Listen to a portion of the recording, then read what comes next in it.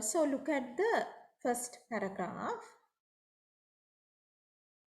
This penitential mood kept her from naming the wedding day. All right, can you mark this?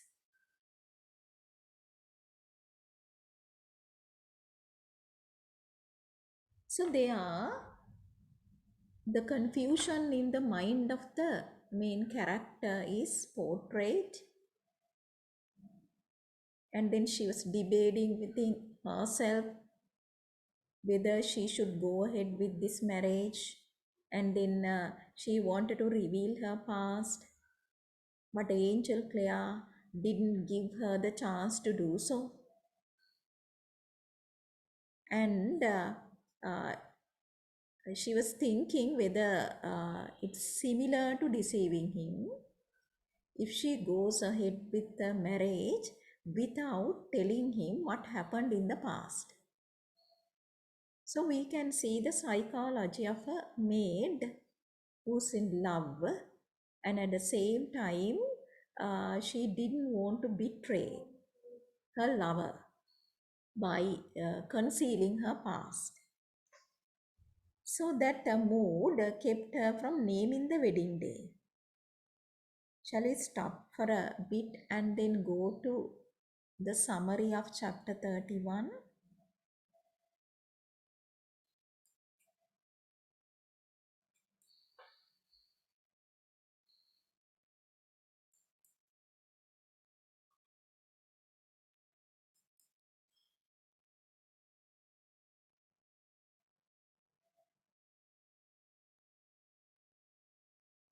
So this is what happened in the previous chapter.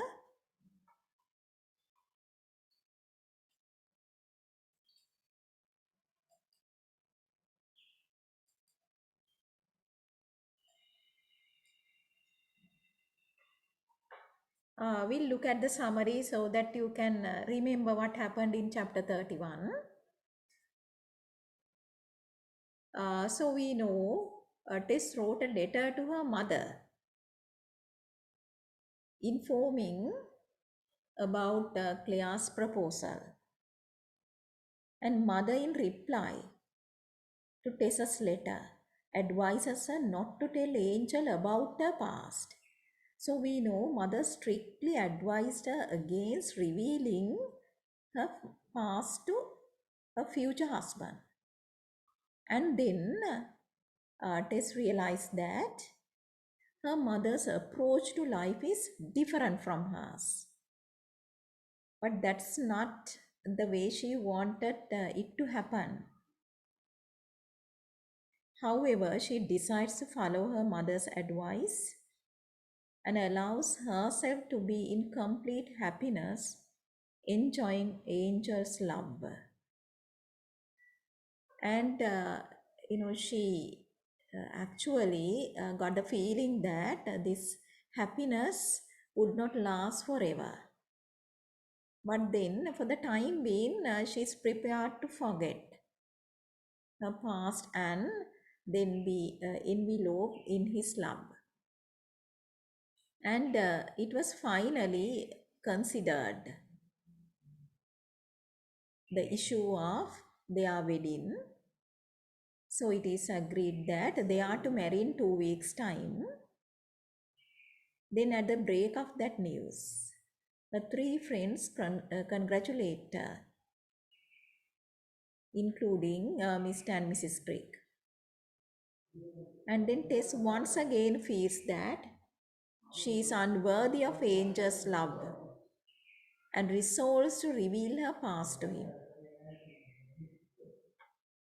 And then some questions are there to guide you in this chapter.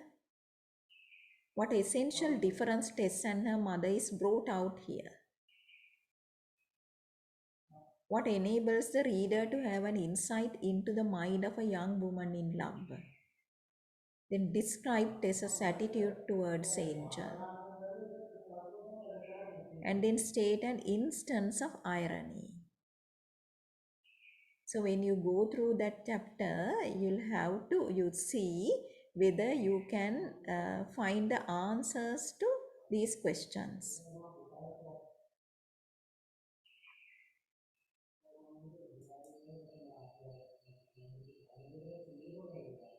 So once again we will move to the novel.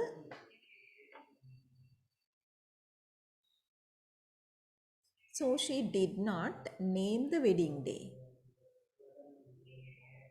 And then still this was held in suspense, abeyance, though he asked at the most tempting times.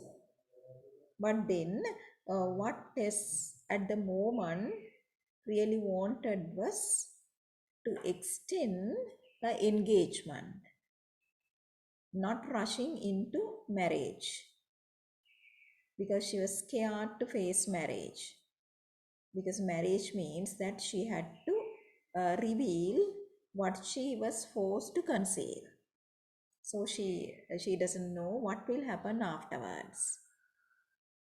So in the next paragraph, we find a reference to changing environment. The season is changing. So the meadows are changing. But then now the year is drawing to a close. Right, it's towards the end of the year. But it was still warm enough in early afternoons before milking to idle there a while. So the lovers were given freedom, and then they were walking here and there. And then there in this paragraph, there's a reference to beauty of the environment, and then a reference to gnats as well, small flies. And gnats, knowing nothing of their brief glorification, wandered across the shimmer of this pathway, irradiated as if they bore fire within them, then passed out of its line and were quite extinct. In the presence of these things, he would remind her that the date was still the question. That is a date of their wedding day. Right. So consider the importance of nuts in a brief glorification and then brevity of their life, and after that they will die very soon. Okay, so that is a reference to temporary happiness also. So he would ask Tess about the wedding day during the daytime when they were together or at night. So we know that now the farm management gave them enough time to be in each other's company. And then they are provided a lot of chances to be together. So in the evening, both of them would make a journey to the farmhouse that's on the slopes above the vale to inquire how the advanced cows were getting on in the straw barn to which they were relegated. And this is a time of transformation, time of change. For it was a time of the year that brought great changes to the world of kine. That means the world of cows.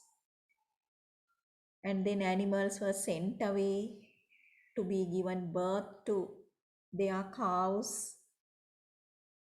So it was the beginning of life. And then change and renewal of life. So cows are born,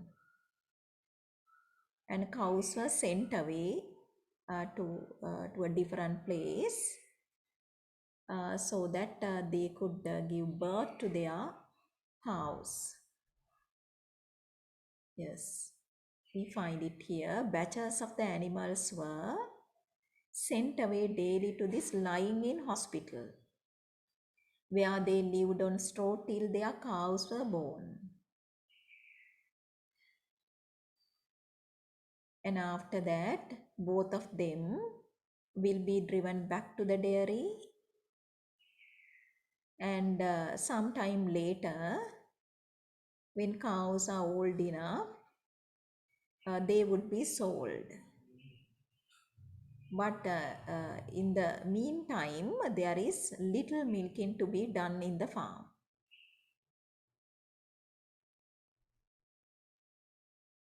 So that's about the dairy work. Uh, right, I will once again about their walks, and then looking at the valley from the top of the hill, and then looking at the landscape, the river, and there are meadows, and then there are like small woods here and there, waterways. So the couple looks at the landscape below, and we know usually Tess has a pessimistic view of life. It seems like tens of thousands of them holding public meetings in their marketplaces, arguing, preaching, quarreling, sobbing, groaning, praying, and cursing. But then Claire had something else in his mind. And this is what he had in his mind. Did Crick speak to you today? And you know, Mr. Crick is a master dairyman, their master, about his not wanting much assistance during the winter months. So, winter is round the corner.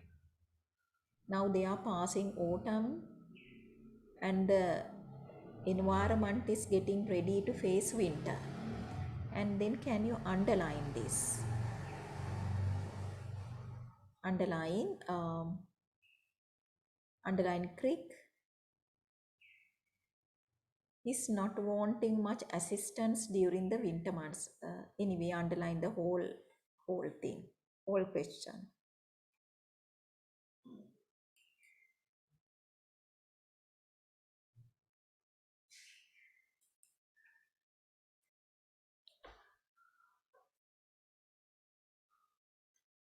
Okay, so this is the situation when summer is over, when when it is getting close to winter and towards the end of autumn. The cows are going dry. Now there is less milk to be milked. And then 6 and 7 are removed to give birth, making nearly 20 in the straw already. Is that the farmer doesn't want my help for the carving? Oh, I'm not wanted here anymore, and I have tried so hard to. And now Tess is disturbed. She thinks that she is not wanted in the farm anymore. But then Claire reminded her this is not actually the case, because Master Dairyman did not say that Tess's service is not wanted, but he knew their relationship, that they are about to be married.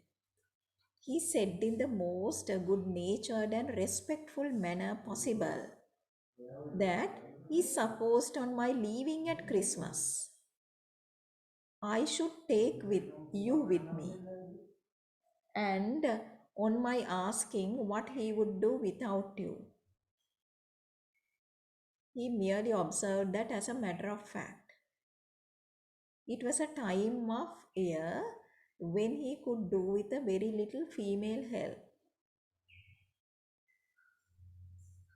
I'm afraid I was sinner enough to feel rather glad that he was in this way forcing your hand. So this is what actually happened, right? And now there are too many milkers, and then usually every year he reduces the number of uh, dairy maids because now there is less milk. So the services of many are not needed. And so he asked in his good-natured way whether they are hoping to get married soon. Right, and Angel is glad about that because now Tess is kind of pushed to the wall, and she's made to take a decision very soon. I don't think you ought to have felt glad, Angel, because it's always mournful not to be wanted, even if at the same time it's convenient.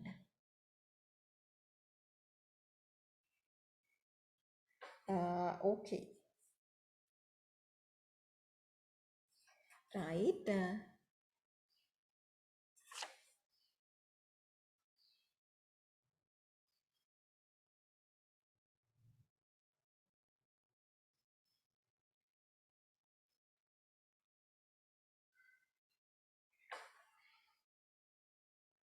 Then she was seeing it to decline to marry him after all, in obedience to her emotion of last night, and leave the dairy, meant to go to some strange place, not a dairy.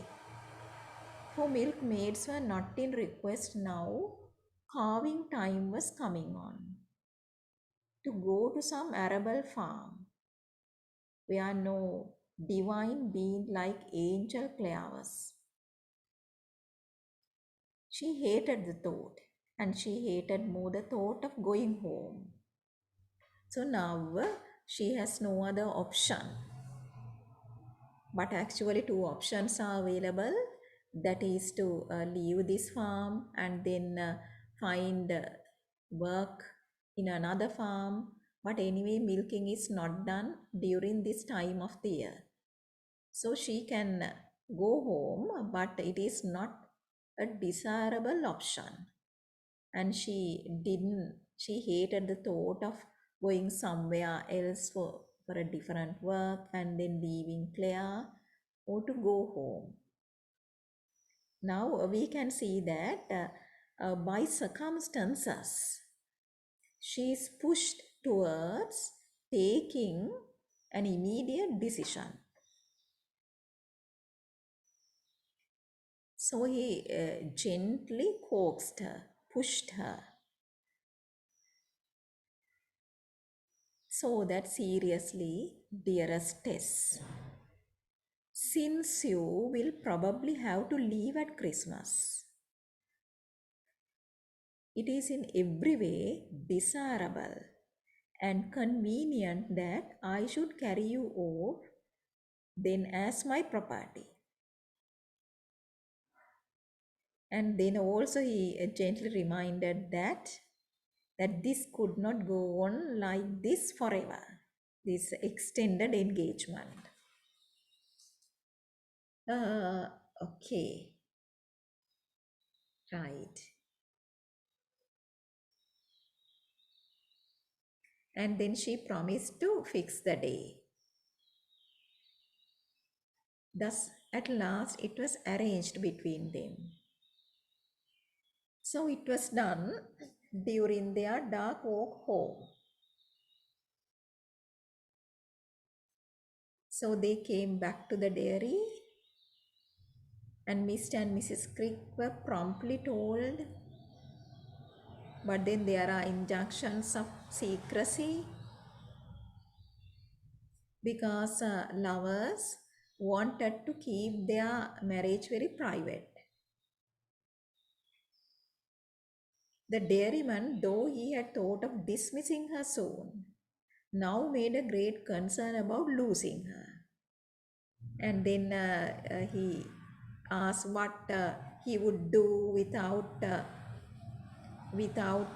Tess and without her skills in making ornamental butter pats and a help in skimming.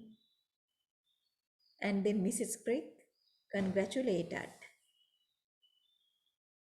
right? Because now this shilly shallying came to an end and they have decided finally. And also she said that from the moment she set her eyes upon Tess, she thought that Tess would be suited for a better future. Okay.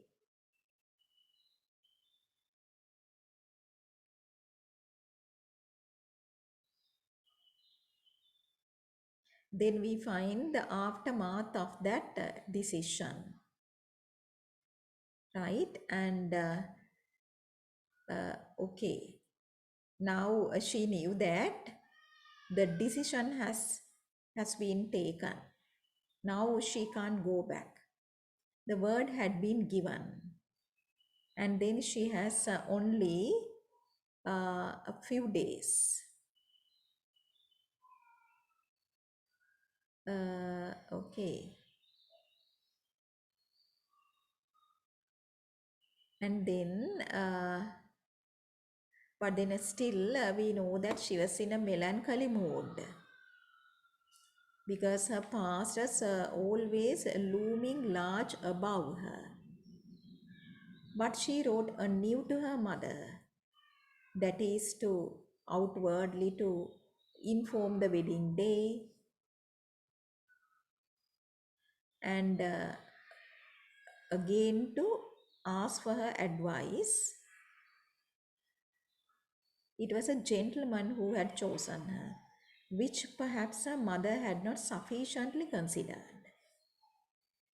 Gentleman, so we find class distinction, and Tess knows that despite past, now the present state is she's just only a dairymaid. And then Angel is socially superior. He's a gentleman. So it's like for him to marry beneath him. So her mother, she thinks that didn't consider this enough. That is, you should not lie to a gentleman because a gentleman is a respectful person, not somebody who's your equal. A post-nuptial explanation, which might be accepted with a light heart by a rougher man, might not be received with the same feeling by him. And she guessed correctly, but any other person would take this less seriously. But then a gentleman like Angel Clare is a very sensitive person, a real gentleman. So his reaction perhaps would be different. But this communication brought no reply from Mrs. Derbyfield. And this time, perhaps her mother decided not to write again. Right? So we can see now she is vacillating and she is thoroughly confused in her mind.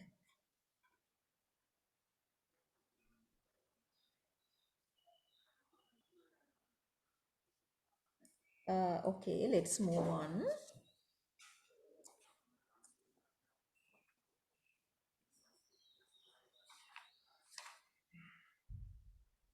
And right. So Tess had another attempt of postponing the wedding. Don't you think it would have been better for us to wait till you were quite settled in your Midland farm? She once asked timidly. A Midland farm was the idea just then. To tell the truth, my Tess, I don't like you to be left anywhere away from my protection and sympathy. He stressed. So that was a good reason. And next, can you mark this section? The reason was a good one. So this is an important section. I want all of you to mark this. Is influence. So this speaks about Angel's influence upon Tess. So this is a favorable influence. And it is summed up in this section. His influence over her had been so marked. Marked means noticeable. That she had caught his manner and habits, his speech and phrases, his likings and his aversions. And to leave her in farmland would be to let her slip back again out of accord with him. And then Angel wanted to have her under his charge continuously for yet another reason. And this is the main reason. His parents wanted to see her. His parents had naturally desired to see her once, at least before he carried her off to a distant settlement, whether in England or whether in any other country, colonial country. And as no opinion of theirs was to be allowed to change his intention, he judged that a couple of months' life with him in lodgings, that is in hotels, inns, whilst seeking for an advantageous opening, would be of some social assistance to her at what she might feel to be a trying ordeal. Trying ordeal to Tess is a presentation to his mother at the vicarage. So this is his idea, that is after the wedding, that to give her time, enough time to get adjusted to a superior social class. That is, he is going to educate her in manners, etiquette, or social behavior, and that is how to speak at right company, and then some other manners, and also improvement in language, right? To use educated language, refined language, and he wanted to improve Tess in every way before he takes her to his parents, to see his parents. Okay, right? So there we find his beneficial influence upon Tess, because we know Tess is very intelligent, and she quickly absorbs his manners, his knowledge, ideas, attitudes, and then the way he uses language.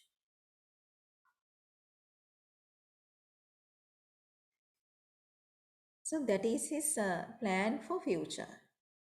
And then another plan that is in his mind is uh, he wanted to see a little of the working of a flour mill. And then he had this in mind also. that he might combine the use of one with corn growing. The proprietor of a large old water mill at Wellbridge, a place name is there, once a mill of an abbey, had offered him the inspection of his time-honored mode of procedure, and a hand in the operations for a few days, whenever he should choose to come. So Claire is having first-hand experience in different aspects of the life of a gentleman farmer. And then he had in his mind corn growing, and then about turning that into flour. So he wanted to inspect the operations of a flour mill at Wellbridge. And once Claire visited the place, and it was a few miles away.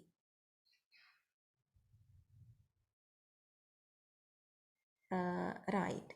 Now Tess found that Claire wanted to spend a short time at Wellbridge flour mills. And then also there is something else in his mind to give Tess a surprise. Less the opportunity of an insight into grinding and bolting than the casual fact that lodgings were to be obtained in that very farmhouse, which before its mutilation, now it is partly broken, the farmhouse.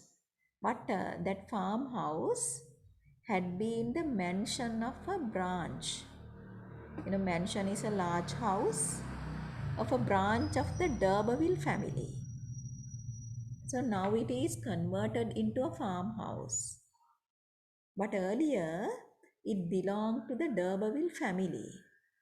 It was one of their houses. But now it is abandoned and then broken. This was always how Claire settled practical questions, by a sentiment which had nothing to do with them. They decided to go immediately after the wedding and remain for a fortnight.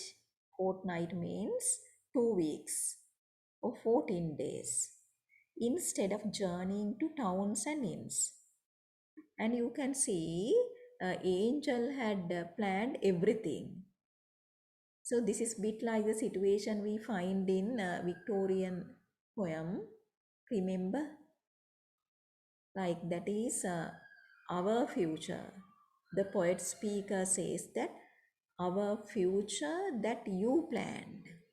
So this is their future. But Angel alone planned it. That is to go to that place, and he actually booked that lodging in that farmhouse because he thought that Tess would like it because that belonged to her family. Okay. And after that, he said that this is his next plan. We will start off to examine some farms on the other side of London that I have heard of, he said. And by March or April, we will pay a visit to my father and mother. So that gives Tess enough time to spend in his company and to get to capture the refined habits of a middle class, and to get to be a suitable person to fit into that class.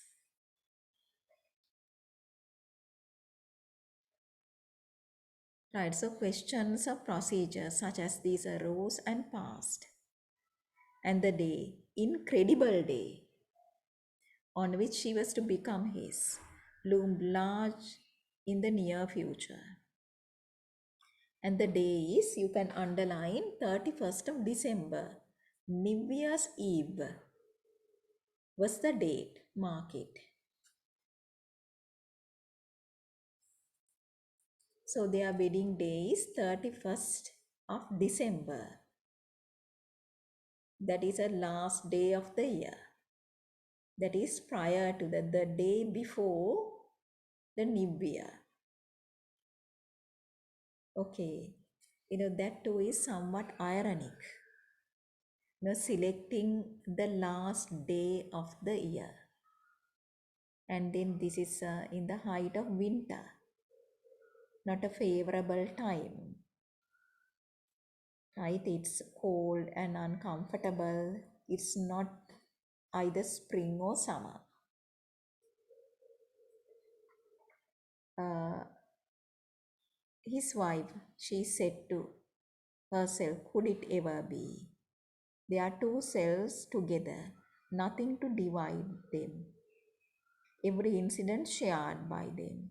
So Tess found that this is like a dream, very difficult to believe. Finally, that she was to be his wife.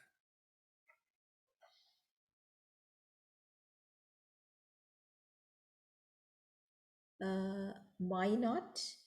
And yet why? So once again, we find the debate in her mind. Why not? And then why? And next we find, yeah, so one Sunday morning, one of her friends came back from the church and then spoke to Tess privately. You was not called home this morning. It should have been the first time of asking today. You meant to be married New Year's Eve, dearie. And then Tess said yes. And there must be 3 times of asking. Now there be only 2 Sundays left between.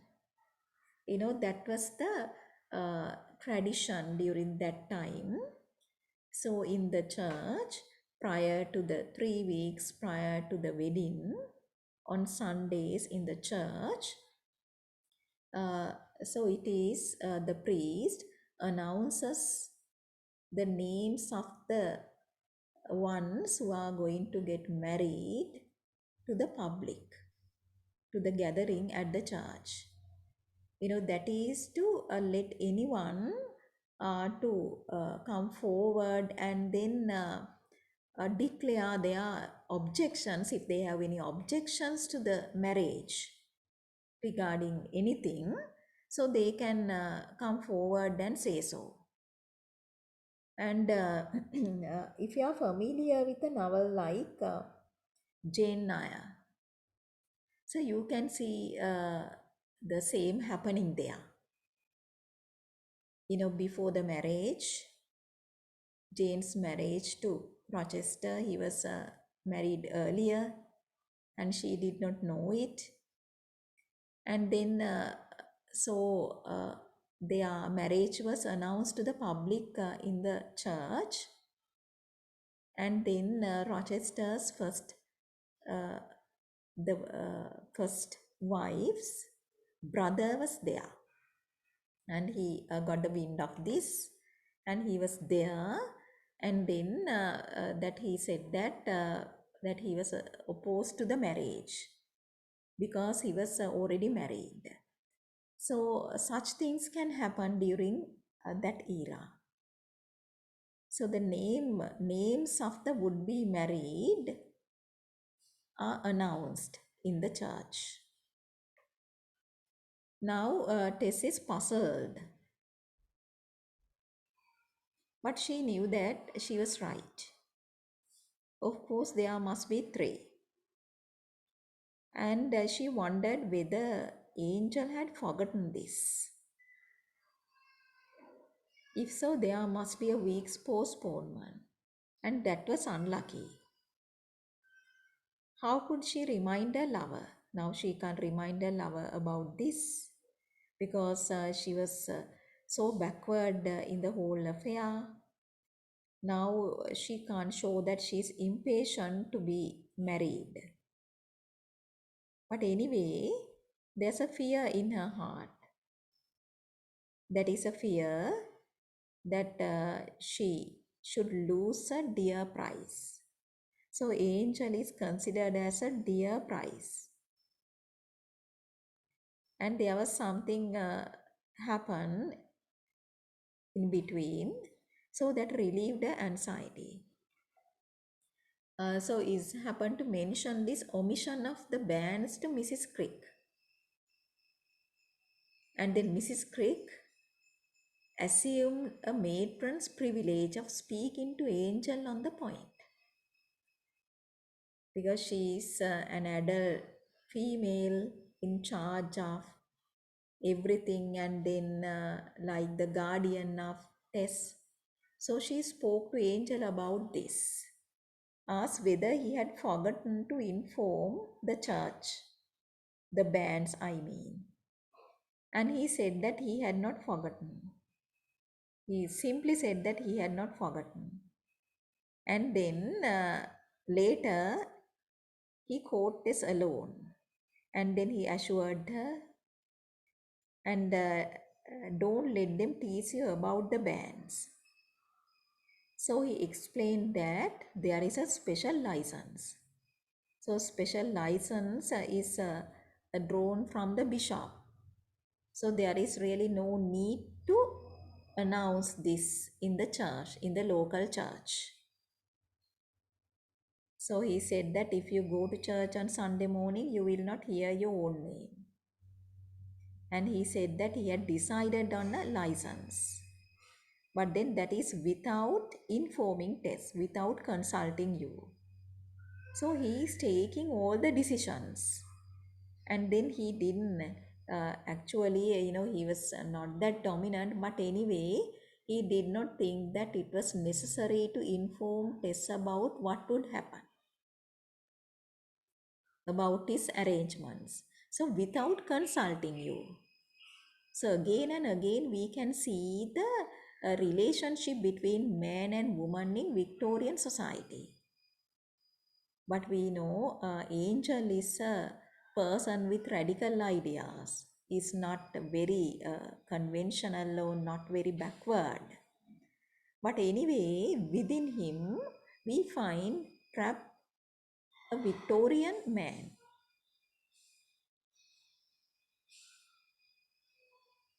Okay, so then Tess assured him that she didn't wish to hear her name announced.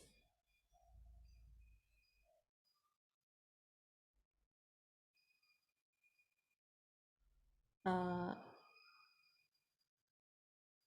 but to know that things were in train was an immense relief to Tess, notwithstanding, who had well near feared that somebody would stand up and forbid the bans on the ground of her history. That fear too was there. Somebody who knew about the past would stand up and then give his opposition. But this is something unbelievable, unbelievable good luck.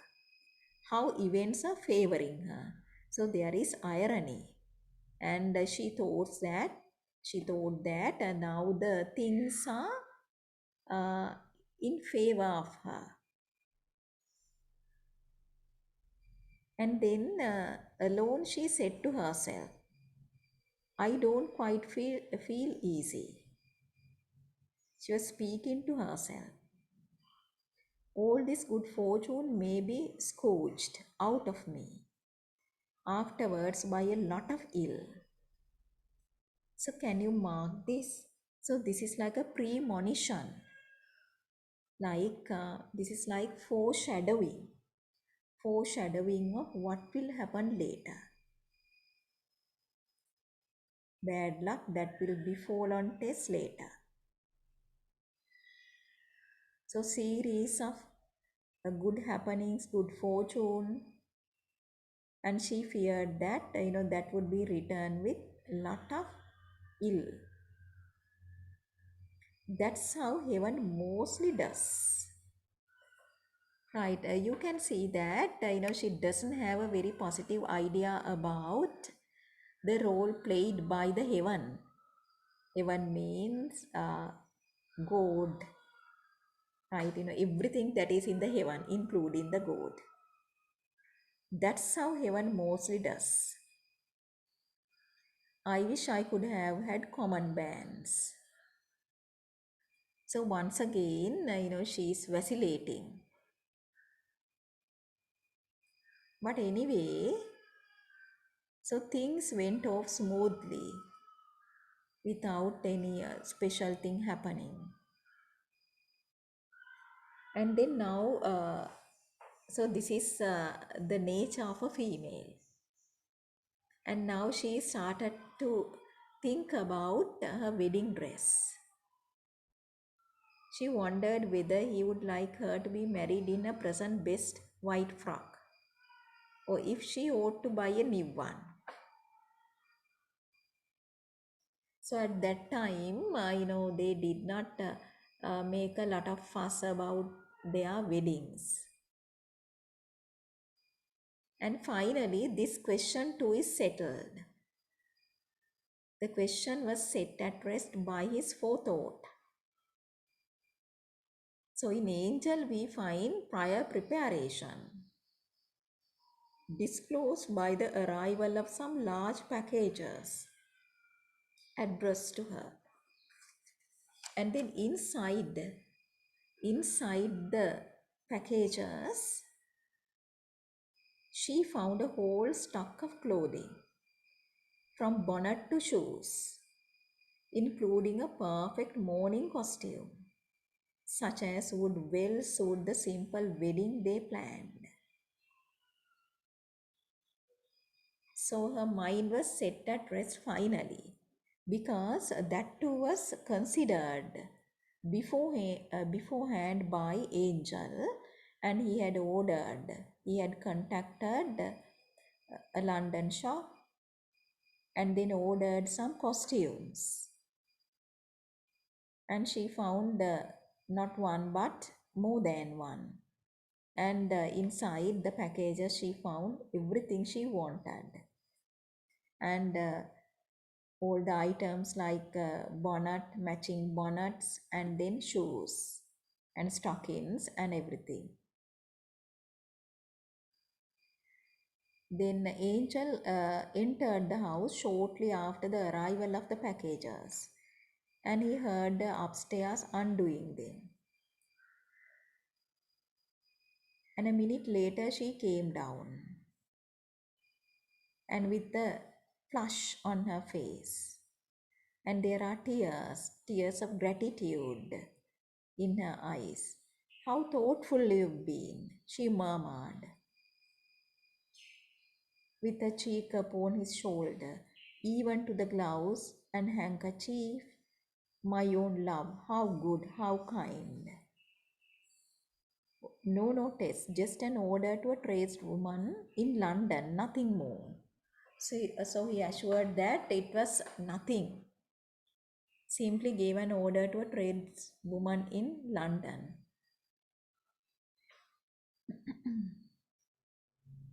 And then he asked her to go upstairs and then try these clothes.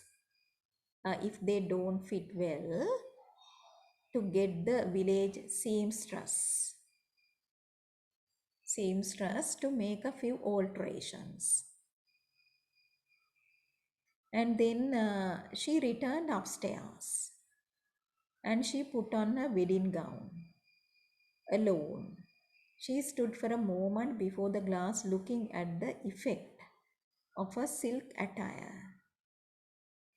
Perhaps for the first time in her life she had worn a silk attire. Then there came into her head her mother's ballad of the mystic robe.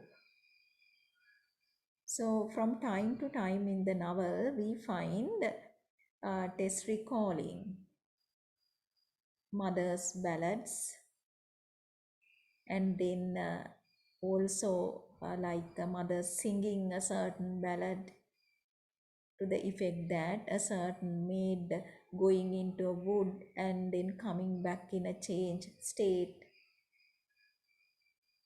and then it's a ballad of spotted cow. And then once again she recalled this ballad, and that is about a mysterious robe, and this is connected with Arthurian legends.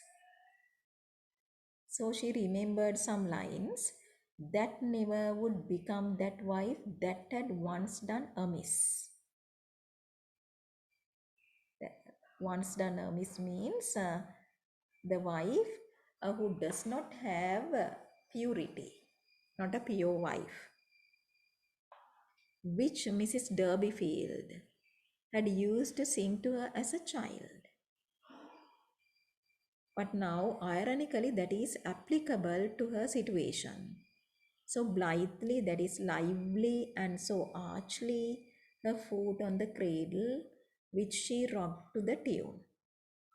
Suppose this robe should betray her by changing color, as a robe had betrayed Queen Guinevere, that is King Arthur's queen. And according to the legends, that she misbehaved and the robe she wore changed color, showing her adultery. So she thought that if this robe, this dress should change color as that robe, because she knew that she was not pure, right? She is not a maid, not fit to be married in this way. Since she had been at the dairy, she had not once thought of the lines till now, right? So you can mark this.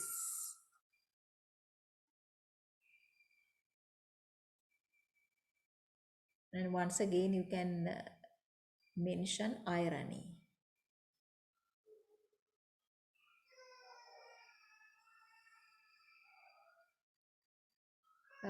Okay.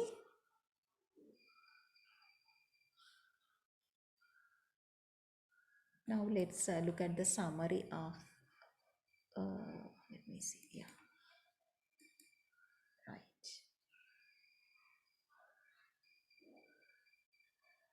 So this is a summary of chapter 32.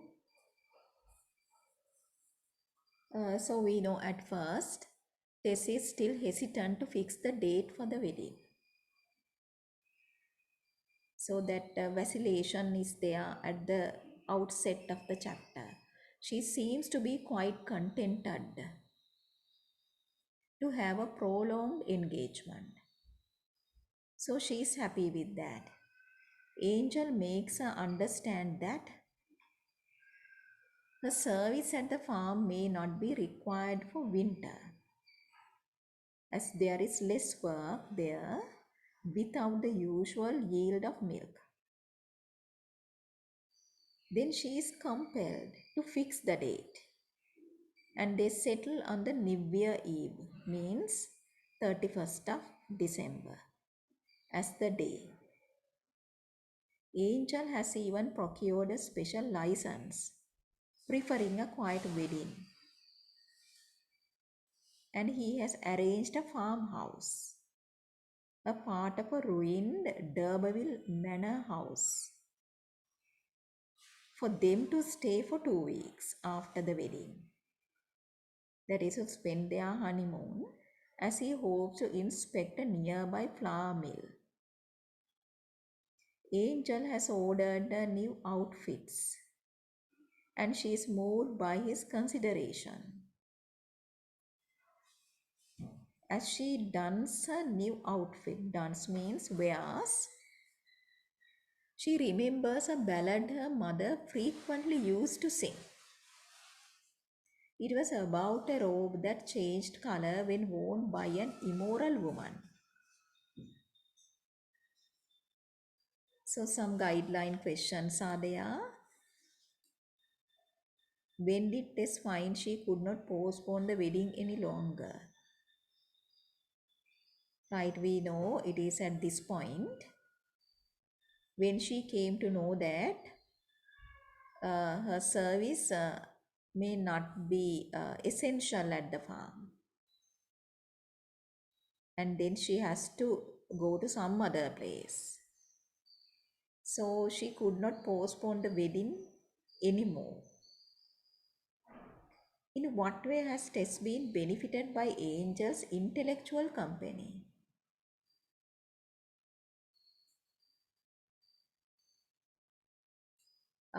So that is not mentioned here.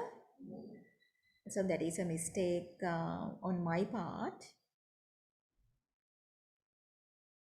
That is, how Angel plans to love her few months in his company before he's presenting Tess to his people. So he knew that she would be in advantage once she spends time in his company, absorbing his manners and then etiquette, language, behavior, etc. Okay? And then irony is evoked again and again. And that's ironical about the license as well, and about the robe, and then symbolism of nets, relevancy to Tess. That is their brief happiness, brief glory for the moment. But it is not lasting for a long time. Then intrapersonal conflict that occupies a center stage in this chapter. And we find Tessa's inner turmoil, disturbance in her mind, and also environmental changes and their indications. And it's not summer anymore. And this is the end of the year. The end of the year draws very close. That is like end of something beautiful, something pleasant, something they wanted to cherish. Then it's like an ironic premonition, that is possibility of moving to an arable farm, some other farm. And later in the novel we know that that is exactly what will happen to Tess.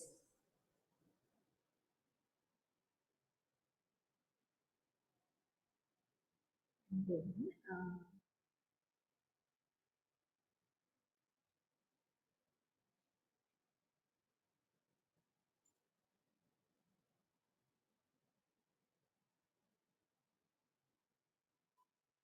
right.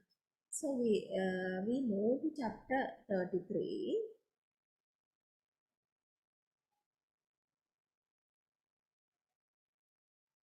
So once again bad weather has set in, and in chapter 33 some important things happen, and one of the most the most important thing is her wedding, right? Okay, shall we first look at the summary and then we'll look at the chapter.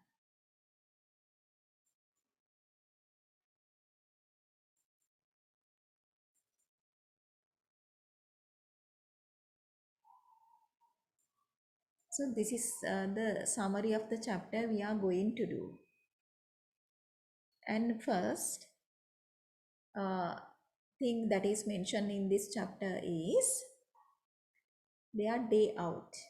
They have a day out in the nearest town prior to the wedding. And the lovers wanted to have, they decide to have time together and also to buy few things before their wedding. Seeing Tess alone, and then Tess was at the end of the day, Tess was waiting at the lobby of a certain inn. and a man happened to see Tess. A man Tess recognizes to be from Tantridge, and she guessed the man to be from Tantridge, that is from her past. Commented on her character negatively. There were two men, and one man appeared to have recognized her, and she too faintly remembered him as one from a worker from Tantridge, and he stared at Tess and then told the other persons something uh, bad or negative about her character. And at that time, Angel was approaching, and he had gone out to see to their carriage. And he was returning, and he overheard it, and Angel loses his temper, and Angel hits that person. And there, he was completely out of control, and he forgot his gentlemanly behavior. But anyway, he later calms down and gives him a compensation, that is, some money, when the man apologized, saying he took Tess for another, and that man was beaten by uh, Angel, and he was about to hit back and then changed his mind because he realized that Angel was a gentleman. Right, so usually ordinary people do not fight with social superiors. Then he apologized, saying that he mistook Tess, and he mistakenly thought that Tess was another woman. Then Angel accepted that explanation, and then they parted in goodwill. But Angel gave him some money to plaster the blow. There must have been a slight injury. But Tess is very shaken by this incident because now she realizes that she cannot totally escape from her past. So her past is chasing her, and it reaches everywhere she goes, perhaps sooner or later, no matter sooner or later. And she requests Angel in vain to postpone the wedding because now she started to think whether it's very wise to go ahead with the marriage. Right. And so Angel teased her, asking whether she feared any lawsuit, and then she wanted to avoid it. So he joked about it and returned to the farm. And that night, Tess heard Angel struggling in his room in the attic, and then she knocked at his door. But then Angel woke up and then said that he was fighting that person in sleep. So Angel fights a man who insulted Tess in sleep. Then Tess is informed by Claire that he is occasionally liable to these freaks in sleep. That is not the normal behavior. Right? So this is something important because Angel is a sleepwalker and he does certain things in his sleep, and he does not know them when he wakes up. So this thought of confessing seriously because she realized that there is no escape from the past. So in that mood, she quickly wrote a letter. She writes a letter to Angel that evening, narrating past events, and slips it under his door, thinking that he will see it when he gets up. So she doesn't have enough courage to give the letter to him personally and to confess to him also verbally. So she thought of confessing via letter and wrote everything and then slid the letter under his door, assuming that when he wakes up, he will see the letter and he will read it and he will come to know about her past, and that's up to him to decide whether to go ahead with the wedding or not. Then next morning, she was impatient to see his reaction. She waits apprehensively for his reaction, but is surprised when he continues to behave as before.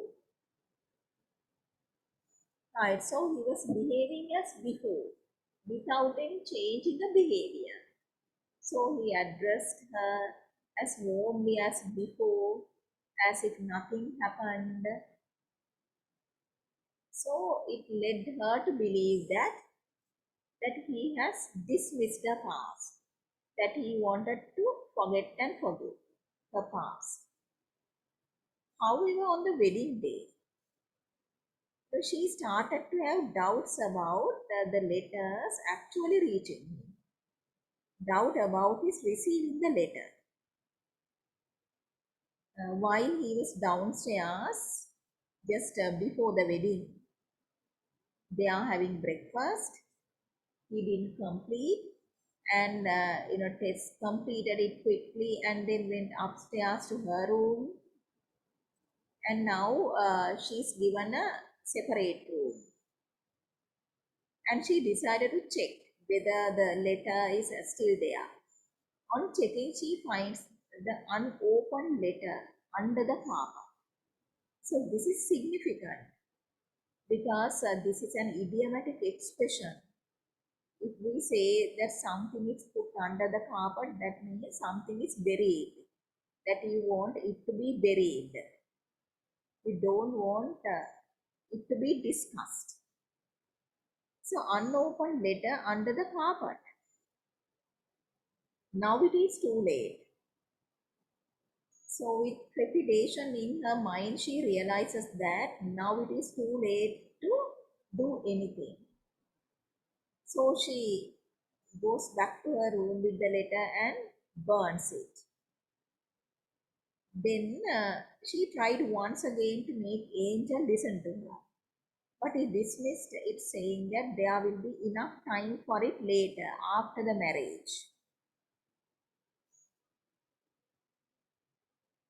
As no relations on both sides participate, it is a very private wedding. So that too is something noticeable in their wedding. So the wedding was held without the participation of family members of the bride and the groom. And all carriage is ordered for them to travel to the church.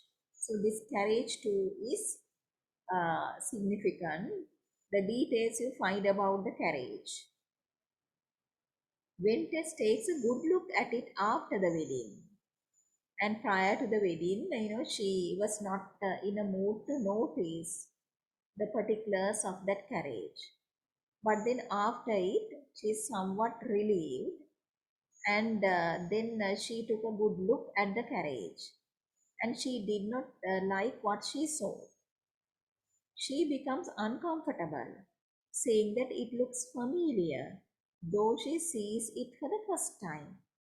And she is sure that she sees the carriage for the first time, but she could not escape the feeling that she had seen it before. She was familiar with it before. So this is once again as a premonition, as a sign that something bad will happen in future. Then Claire mentioned the gruesome legend of D'Urberville coach. And there's a legend connected to D'Urberville coach. And he happened to narrate it, but he did not narrate it to the full. He stopped halfway. He does not want to go into details as Tess seems to consider it as a bad omen. Bad omen is bad sign, bad luck, and is distressed by it. So he didn't, obviously, he did not want to spoil their best day by the legend of this coach, D'Urberville coach. Back in her room, Tess tries to pray to God unsuccessfully. Now it is Angel who has occupied the place of God in her heart. So she fears this violent affection will have a violent end and thus considers it as an ill omen. She is haunted by the thought that she is unworthy of Angel's love. She asks her husband to kiss her friends goodbye, assuming that it will quell their passion for Angel. Though unfortunately, so again, as she has guessed wrong, unfortunately, it awakes what they are trying to subdue. So afterwards, they could not control their feelings for Angel. But Tess thought that that would be like a treat to them. When they are leaving in the afternoon, so they were leaving the farmhouse to go to their lodgings to spend their honeymoon, a cock crew, casting another ominous shadow on this happy occasion. Because they are superstitious people, those village folks. So they observed it and said that afternoon crow, that is something unlikely, a sign of bad luck. So when you read this chapter, you underline the ill omens mentioned here. What could have been the intention of the writer in using them? How does a writer nuance the incident of mislaid letter? Nuancing is, having subtle meanings, layers and layers of meanings about the incident of misplaced letter. The psychological aspect too is there. What do you think of the way the wedding is described? Do you think fate is against this? Okay, consider them as you read. Okay. All right. Then now it is past 8. Shall we stop the lesson for today?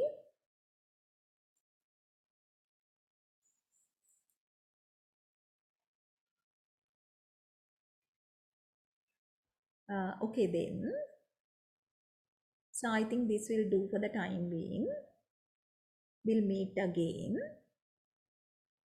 So bye for now. Have a nice day. Thank you, teacher. You're welcome.